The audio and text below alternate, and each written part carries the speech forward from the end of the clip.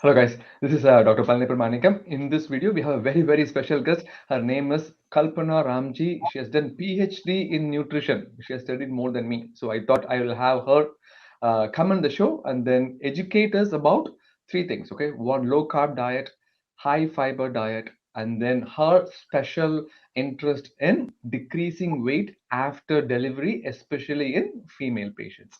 Let's have her on the show.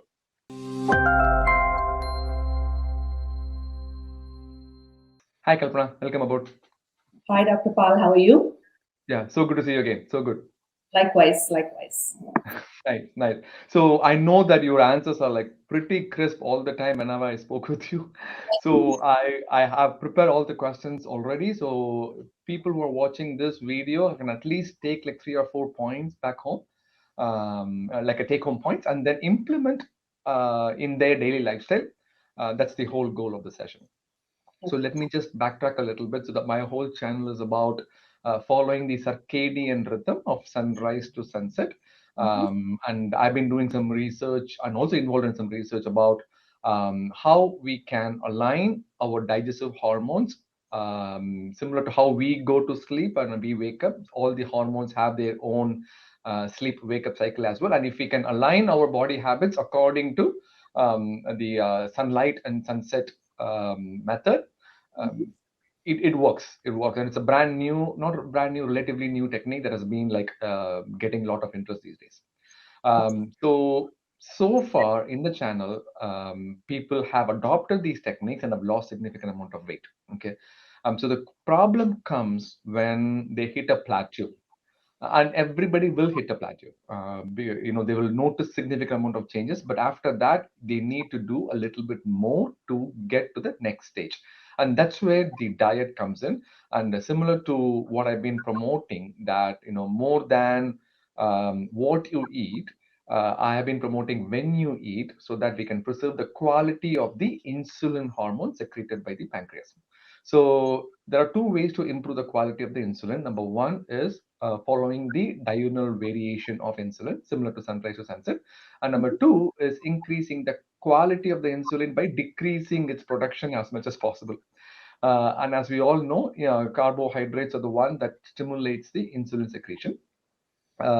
So in my patient practice, I usually recommend low carb diet. Not keto diet, low carb diet. When I say low carb diet, people think that we shouldn't eat dosa, idli, sambar, nothing. I'm not taking anything away from the plate. I'm just saying that you should decrease the portions so that you don't disturb insulin that much. So coming straight to the point, that in this context, if a patient comes to you and then say that, hey, I'm an South Indian, and all my meals are rich in carb. I'm pretty sure you have encountered these situations before as well. So what will be your take? And please teach me as your patient. So thank you so much for this opportunity, and I really applaud you for doing this because having a full-time job and then taking time to educate people and also educate yourself, that's really commendable. So thank you again. That's why I do this in office, so that people don't think that I'm jobless. So in terms of what you had asked me, right? The Indian food is definitely high in carb, right? But what I try to look at is how did our ancestors eat it, right? Because right now a lot of people, even the kids, are much more obese right now. They have a higher BMI than when we grew up in India, right? We ate all the idli, we ate all the puff and samosa and everything, and we were still a lot fitter. I think most of the weight gain happened after us moving to the US, right? So that's because of KFC. Yes. So actually, even without KFC, I'll give you this example. A lot of these things that I teach my clients are based on experiences in me, and all my hundreds of clients I've transformed over the years. So when I was doing my postdoctoral fellowship at Harvard Medical School, I was following all the doctors, most of them are women, and I would just try to do what they were doing, right? So I went to the cafeteria, they would just eat salad. So I'm a vegetarian, so I would pick a lot of the grass, lettuce, whatever. And then, of course, I need protein, so I was dumping in cheese and nuts, right? And then my salad dressing. And, at that time I was a young mom, and I child was just under 1 year old, and I was really young and a little less naive. I was more naive than people today. So I wasn't really worried about my weight. I was just eating happily.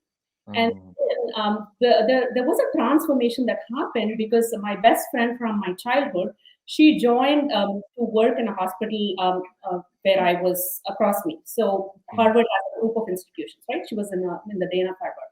Immediately our topic changed. Hey, what are you bringing for lunch? Can I make tomato rice? Will you bring potato curry? Our Right. conversations went back to food, which is again a part of us being Indian, right? Food is an emotion for us. It's always the thing when you get together, the first thing you think about is food, right? And so every day we became so focused on our lunch because usually I would not make any lunch. I would eat in the cafeteria. So Mm. Mm. I was like, okay, let me make two dabbas because I would make one, she would make one, and we eat together. And very surprisingly, I lost a lot of weight without even thinking. Mm. And I'm just looking back at that experience, right? So Indian food doesn't mean you necessarily is bad. It Mm. depends on how you make it and how much you eat. Again, going back to your portion control, right? We were Mm. eating rice for lunch, and so one of the things to balance insulin is really to time your nutrition, okay, Mm. and also focus on your nutrient. Okay, so for example, as a physician, insulin is biphasic, right? It's I'll give this example to my clients, and maybe parts of it will be Tamil, which we need to try to translate. If when you were in college, you go and ask your mom money, rupees. At that time, 50 rupees was a big deal, right? And then you have to beg a little bit more, and then they will give you another 50 rupees, right? They're not going to give you, here, take 100 rupees, like how Right. we spoil our kids here, right? We give them more money than what we got, right? So insulin is the same way. It is biphasic, okay? So the first stimulation happens based on what you ate in your previous meal. Okay, that's the first 50 rupees. Okay, Mm. and then the second 50 rupees is based on what you're eating in this current meal. So it's a very, very complex biochemistry. Right? So, what I would always recommend my clients is to start your day with some carbs, but protein, and then a little bit of healthy fat. Okay, and then you move into your lunch where you eat a majority of carbs. Again, it's still low carb, but still focus on carbs. And then when Mm. you move into your evening meal, again, I've been like since 2016 advocating my clients to eat before 7 or latest by 7. And then in the evening, make your meal focus on fiber. So let me Mm. give you an example how I walk you through this, right? So if you're a typical South Indian, and Mm. again, I don't have time to make idli dosa for breakfast. It's like once in a while, but assuming you're eating idli for breakfast, right? You can have two or three idlis. You don't have to necessarily reduce your idli, but Mm. remember that the sambar which you're eating is also carbs. Even though it's protein, your carb capacity keeps increasing, right? So you have an option to eat two idli, little bit sambar, or one idli, lot of sambar, or three idli, no sambar. That's your choice. But all of them is carb. Okay, so we have to make a decision based on if you eat that, how long can you go without being hungry? That is a Mm. very important aspect, right? If you're able to go for a long time without being hungry, that means your body is being very efficient. It's like you're almost in the Tesla mode, right? You're Mm. not trying to you don't have a gas guzzling hammer that you have to keep filling gas frequently. So we all want to go into this more mechanized way where we are very regulated in our finding of food. Okay, so that's just an example. But again, if you are in the US like me, we have a rush in the morning. We have to get the kids out, get ready for work. I would say, if you eat eggs, a toast or a couple of slices of toast with eggs is an option. For people who are vegetarians who don't eat, you can have with some nut butter. So there are a lot of different ways. If you like avocado, you could have an avocado toast. So there are a lot of quick and easy ways to eat your breakfast. Same, if you're doing oatmeal, which is like a very popular American breakfast. Like personally, it's not my favorite, but many people like oatmeal. You can just add some nuts, add some apples, and then you get like a fulfilling breakfast. So the focus when you start your morning right, with a little bit of carbs, I'm talking about 30 grams of carb or 40 grams. Mm. Again, we're talking about a Mhm. lot of carbs. So somewhere in the 30 gram of carb and 15 gram of protein, that sets your day right for your next meal, which is your lunch. So when you go into lunch, what happens is uh, the first allotment of insulin is based on how much you ate in your previous meal.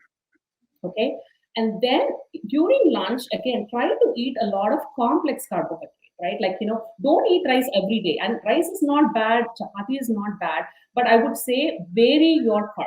Eat, rice one day, eat pasta one day, eat, mix it up, but make sure you fill half the plate with vegetables. That is 3 cups of vegetables. And most Indian people, we don't eat that many vegetables, whether you're living in India or here, right? Americans eat a lot of salad, right? But we are not salads. I have data that my clients who are doing salads lose less weight than people who are eating proper curries. Okay, Mm. you have to eat 3 to 4 cups of vegetables. That becomes a chore, right? Like when you have to eat so much, you need to prep and cook. And again, I try to share information how to make that possible. For Mm. example, cabbage curry, add in some frozen peas, so you get the volume, you get a little bit more protein. So again, in your lunch meal, you can go up to 40 grams of carb, but make sure you eat some protein like yogurt or like whatever form. If you eat meat, you can have twice a week some kind of chicken or fish. A lot of vegetables. Half your plate should be filled with vegetables. When you do Can you that, explain that the cup portion? I think that is where when I was learning all this, I didn't know what the cup was. So cup means significantly lot. Is it 8 ounces close to? yeah, no, measuring cup is much smaller. Okay, Mm. measuring cup is basically like if you scoop your hand, right? That's like a cup, whatever you contain. So if you have your grain portion should be only half a cup, which is basically one hand.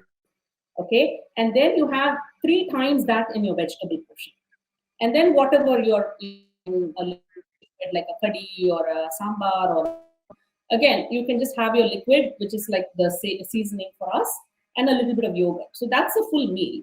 But after the meal, if you feel heavy, like if you feel tired, you have eaten way too many carbs. So I teach my clients how you can measure everything without putting in MyFitnessPal. Okay, Mm. because Mm. you have to learn how to listen to your body and be very intuitive, right? So if Yes. you if you end up having a meal and then you're like, okay, lunch is done, I'm getting back to work, I'm going to do my work, then you had a right kind of meal. You had the Mm. proper balance of carbs with protein and fat. Whereas if you eat a meal and then you feel sleepy, like how we feel after going to a buffet or Indian wedding or any party, that means then you've eaten way too many carbs. Okay, so I would say measuring cup, I would say, is baking cup, because the rice cooker cups are very different from our measurements, right? So I would Right. just ask for everybody to invest in measuring cup, which is about $1 or $2 in Walmart. So it's very cheap. Mm. Get Mm. that. First 2 weeks, I tell my clients to measure. 3 cup of vegetables, take 3 cups is minimum. If you're still hungry, eat as much more vegetables. But reach Mm. out to a certain portion, and that by itself will help you to get through the next week. Can you tell us an example of like 3 cups of vegetables? I know it's a very basic question, but I want to get the message conveyed that, hey, this is what actually it means by 3 cups. You can like this is like a half a cup. This is half a Okay. cup, Mm. and this half a cup, you can put anything in it. You can put rice, you can put millets, you can put like chole, you Mm. can put pasta. It will roughly equate to 30 grams of carb. Okay, or you could Yeah, have. it's a single cup. In a single cup, 30 grams of carbs are. Okay. So I remember, I know your reaction, because that is a reaction for most of my clients. They're like, how will I be full eating this? Okay, Oh, and that is why you need to have protein and healthy fat in your diet. Okay, yeah. if I have to eat only rice, I'll probably eat like 4 or 5 times this, right? But if I put some protein in it, right? If I add some paneer, or if I add, I have a lot of protein sources, Mm. uh, and then if I add a teaspoon of ghee, then this is enough. But what the problem is, we don't eat ghee. We think ghee is going to make us gain weight, right? Mm. Ghee gives us satiety. So Right. ghee is eliminated from the Indian diet. Right till now, people, again, we can go on and on about it because they think oils are better, but no. Ghee. Right. Go back to ghee. Have 1 teaspoon. I'm not talking about a lot of ghee. Just a little bit Okay. of ghee is good. Right. And then if you put ghee and See, then if you put protein, you're going to be full. You will not need more than this. see, the problem is the ghee will be itself that will fill the cup. Oh, that's a lot. That's that's a disaster. And then this is a full cup, right? Okay, this is half a cup. So your brain, the carb should be here, and then you have to eat 3 to 4 cups of vegetables. This is a lot, Mm, right? mm, So mm. eat your vegetable, eat slowly, eat mindfully. Again, we all rush, right? Myself included. Like 10 minutes at the meeting, munadi, I need to go Yeah, finish, yeah, yeah. right? But eat more vegetables. Again, I'll try to share more simple stuff, but this is kind of the formula. This is increase your protein without increasing your carb too much. I mentioned before the challenge with Indian food is even yogurt has carbs. Everything there's carbs in everything, so it's really hard for us to eliminate a food, right? So I don't recommend eliminating, but Mm. just normalizing. And when you eat a full meal, you will feel not full. Okay, because it's like this. I tell my clients this is a blender, right? If you're going to make juice or you're going to make chutney, you don't stuff the blender and then grind. You Mm. just put half or three-fourth, right? And then you leave a little bit space for your air. Same thing in our stomach. We cannot stuff our stomach, but what we need to do is give a little bit of space for the enzymes to digest. So like when I was big, I go to an Indian buffet. I make sure that there is nothing left in the buffet because I paid $15 for it. I want to make sure that my money is worth. See, that is actually a very bad attitude. Because what happens is, first of all, the Indian buffets are overrated. You go to the buffet, you never come back saying, "Ah, I ate so well," right? You're Yeah, going, "Oh my gosh, why did I do it?" yeah, Right? so yeah. And there is, especially, I live in North Carolina. I don't think there's really good Indian food, like Indian buffet, compared to California. Maybe California, you have a lot of options. Right. In Uh, general, any restaurant food, the tendency to eat more is pretty high. So this is a beautiful summary. So in general, this is my hypothesis, right? But I've not proven this in any research studies, but I can guarantee that if somebody follows the sunrise to sunset method, and if they can limit their carbs between 150 to 200 grams of carbs, I guarantee you that I will not have any job. And but it is why there are diseases so thriving, and why people are still struggling to lose weight is because they don't understand the root cause of the problem. And once we figure that out, it's pretty easy. So based on what you're saying, so my goal is to bring it down to around like 150 200 grams a cup regardless of wherever they are, because in a regular South Indian diet, if you just put everything down, the carb content is easily 300, triple century. or for Triple century. you know, Yeah. oh, I'm very cautious. I don't eat a lot of carbs, and then I collect a food questionnaire before I consult with them, and then Right. you're eating 400 grams of Or carbs. exactly, exactly. I realize I'll, people don't think they do, but they do. this exactly happened with me as well. So when I was big, I was my fitness trainer. As everybody else, I went to the gym first. But that guy said that he was the best guy ever. And he said that don't spend money on gym first. Go back for the money that you're paying me. I don't want you to train you. I want you to log in your food and then send a picture to me. That was one of the eye-opening thing that happened. And my initial carb was like 450 with a regular Indian meal. I don't even eat that much. So with your suggestions, if you bring that 400 to at least 200, you're not talking about keto diet. Keto diet is like less than 30 grams. Yeah. Basically, we're just saying that cutting down on the portions a little bit. So the most common question is when you cut down, you need to supplement with something else. So options that you have given is vegetables with 3 major cups, that what you said. And then what you're eating, you need to decrease that to 1 or 2 cups per meal. Is it right? Yeah, yeah. Per meal. Okay. How about dinner? Okay. So this is where you get the most bang for your buck. Okay. Mhm. People come to me and they're like, "Oh, I want to have weight loss really fast. First month, I want 10 kgs." Really? If somebody is saying you're going to lose 10 kgs in the first month, that's not happening. Yeah, Okay. because you're going to come back again the next month. Exactly. So what happens is in the first few weeks, I help my clients reset their metabolism. Okay, once their metabolism is reset, you have a little bit more control. Because Mm. initially, most people who come who want to lose weight, right? They feel like, oh my gosh, I don't have willpower. Because I felt the same way too. I'm like, oh, I don't have any willpower. If I have the seafood diet, when I see food, I want to eat. Whether I'm Mm. hungry or not is a different issue. I think most of us have that problem, right? There is food and we just end up eating. So the most impactful thing that you can do and I've been advocating this since 2016, is to have a very light dinner. Okay, there is a saying, right? Have dinner like a pauper, and that is from a scientific perspective, it's true because um, you don't have a lot of enzymes to digest your food. Okay, secretion of bile, the transmission of bile into the intestine, all of that is following the circadian rhythm, right? So there is no. It's almost like your credit card is maxed out, and you want to buy this expensive flat screen TV, right? If you wait a day, it will go into the next billing cycle. Mm. If you say no, I want to buy it today, then your card will be charged in that month, right? Same thing Yes. happens with dinner. You So need to pay interest. you need to make sure you're very smart. So I would say for your dinner, keep it light. Again, focus on fiber. That's what we focus on the program in dinner. Is just have a lot of vegetables. That doesn't mean not to eat your dosa or chapati. You can have one or two, maybe two. Again, we have a grading scale. Many of my clients have dinner at 6, between 5:30 and 6, and then they are not hungry, and naturally they are fasting. They're not forcing fasting, right? It becomes natural. That happens when your body burns fat.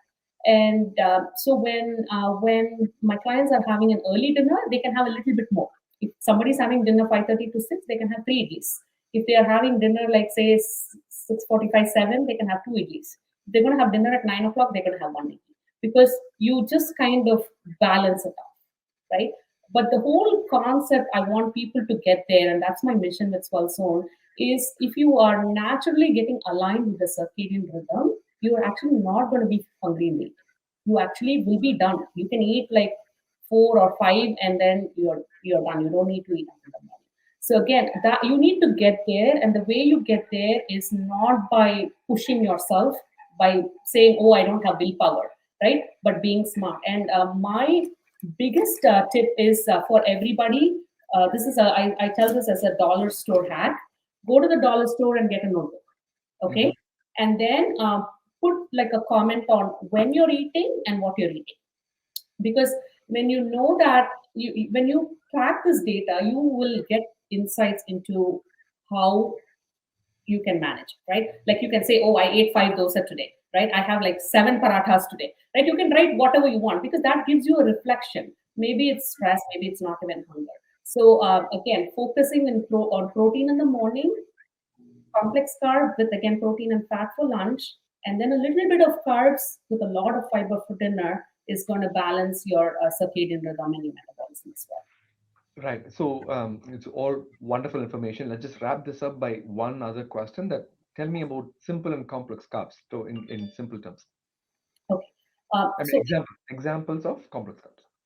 so simple carb is like a gulab jamun, Hmm. right? A complex carb is like eating oats, barley. I would even say idli, dosa, poha as complex carb.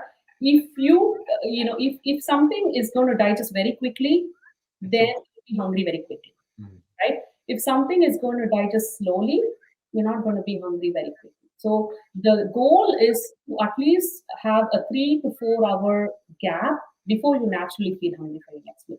If you do that, it's a complex carb. So again, the complex carb can vary, right? For some people, it's oats. For some people, it's rice. For some people, it's chapati, right? Like they'll say, I'm eating chapati and I'm not hungry for a long period of time. That is where the genetic makeup of the person impacts um, how they're responding. But I think in general, complex carb has a lot of fiber. You can also take a simple carb and make it complex. Like rice in general has low fiber, right? It doesn't have a lot of fiber.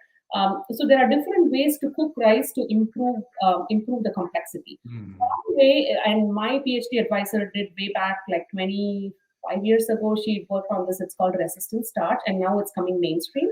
So again, a lot of diabetic clients feel better this way, and simply translates to the pariya sadam, okay, that we used to eat. Hmm. The scientific method is you cook the rice and then you put it in the fridge overnight, and then the starch, the simple carbs become like a complex molecule, and then Hmm. you eat it the next day. So that's another way. Again, Right. I would advise people to be more careful about what they're eating. Eat a variety of food. Don't eat the same thing because it's healthy. Like oats is healthy. That doesn't mean you have to eat oats every day for the rest of your life, right? Hmm. Enjoy Hmm. your food, but create that balance. That's the message I would. Super. Sounds good. All right. Perfect. So let me just summarize whatever you said so that they will have a take-home lesson from this session. So number one is, if we talked about the average amount of carbs in a South Indian diet, we usually comes around 300 to 400. And as I have been promoting, we need to decrease that to preserve the insulin quality. So a 200 gram is a reasonable expectation to start with. For that, you don't have to think too much into how much carbs that you're taking per meal. If you adopt this method of like 1 cup that you showed. So basically, you're saying that for any meal, 1 or 2 cups of carbs.